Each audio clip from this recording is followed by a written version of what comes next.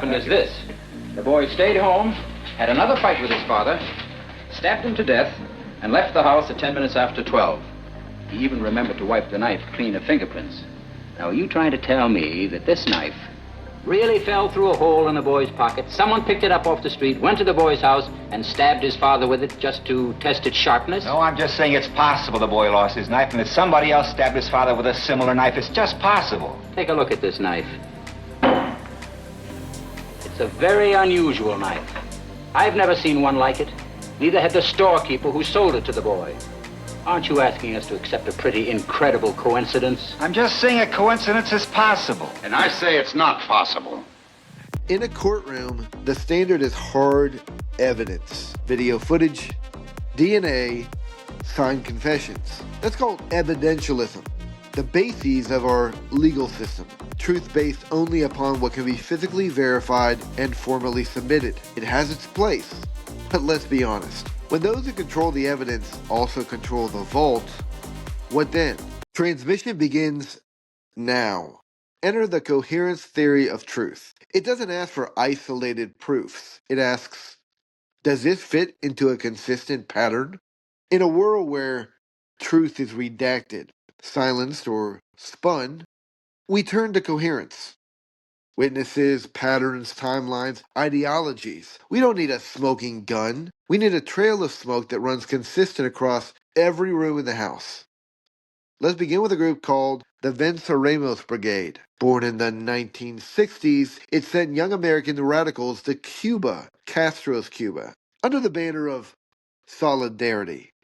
But this wasn't just a mission trip or sugarcane. It was ideological formation and structuring.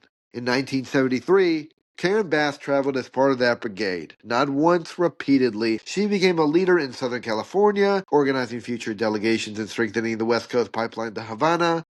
Who else passed through that pipeline? Susan Rosenberg, later convicted in a weapons stockpile case tied to the May 19th Communist Organization and connected directly to the 1983 bombing of the U.S. Capitol. The Venceremos Brigade was a common breeding ground. The ideological form system. Rosenberg went militant, Bass went mainstream, but they drank from the same well. Now, let's talk geography very quickly and diversify our conversation.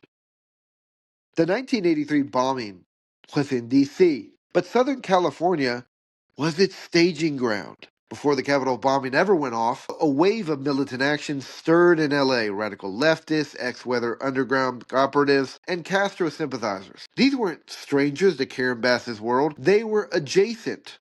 13 years. That's how long Bass moved through the leadership orbit of the Venceremos Brigade. 13 years of alignment with Marxist organizers, radical academics, and militant adjacent movements. Can anyone else spend that long in proximity without brushing shoulders with extremism? Of course, there's no hardline document that says Bass planted a bomb. That's not the point. That's not what coherence theory is about. We're not looking for a receipt. We're reading the room. When you have FBI surveillance in the group she led, a known Capitol bomber from the same brigade, a political career sanitized of that post, and no renunciation of the ideological source, that's not coincidence. That's design. That's a narrative arc, not a random dot. Why does this matter in 2025? Well, today, Karen Bass is the mayor of Los Angeles, the same region that bred these networks. She's shaping policy, influencing law enforcement, and managing chaos. When radicals move from the shadows into the institution without ever renouncing their roots, we have a problem. They didn't change their beliefs in some structure. They changed their strategies. Coherence. It's not just a philosophy.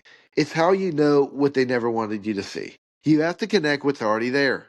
Illegal aliens flooding hospitals, taxpayer pays. Businesses ransacked through policy failure, taxpayer pays. Crime up, police handcuffed, and chaos normalized, we pay for it. Meanwhile, the people who invited it all in, they sit behind microphones, behind desks, behind armored glass, issuing press conferences about how we must come together and support the city's recovery from the very collapse they orchestrated and enhanced. Karen Bass, is guilting Americans to provide our tax dollars to fund the bill for her consequences of inciting non-Americans to destroy Americans' cohesive glue and social fabric.